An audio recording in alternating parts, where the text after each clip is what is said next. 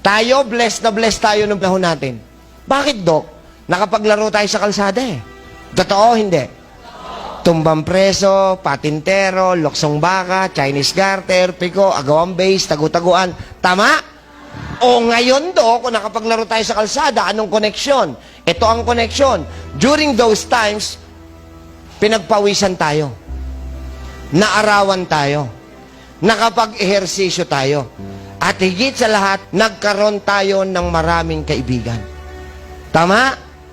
Pero that was before. Ngayon, may kailangan kasagutin sa akin.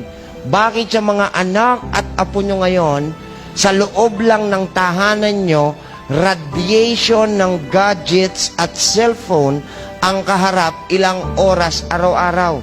Kapatid, titigan mo ko. Seriously?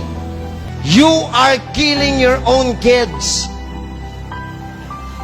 Ang linaw-linaw ng nakasulat, gadgets and cell phones should only be given if the kid is already 12 years old above.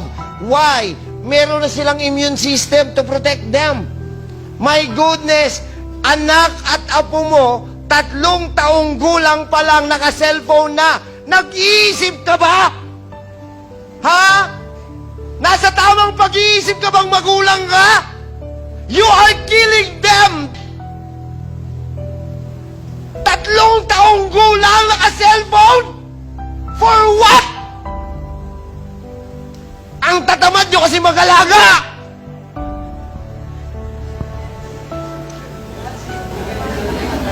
Kaya huwag kang iiyak pag namatay ang anak mo na maaga. Wala kang karapatang umiyak.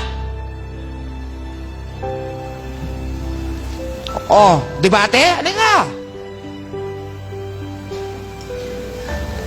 Tingnan nyo, wala... Hindi marunong makipagkapwa-tao.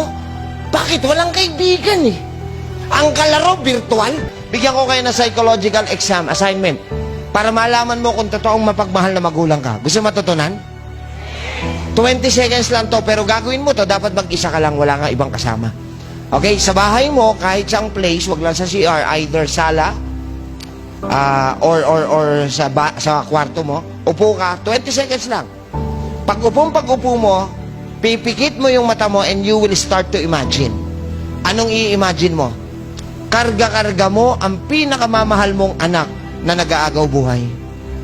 Sumusuka ng dugo, tumitirik yung mata, sumisigaw sa iyong hindi ko na po kaya.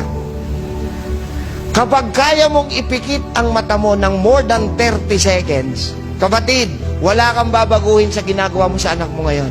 Bakit? Kahit mamatay siya ngayong araw na to, no problem. Kaya mong lagpasan yon, you can move on.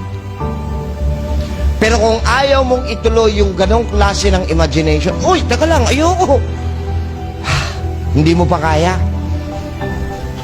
May pagkakataon ka pa. Magbago ka na at umpisan mo yan mamaya.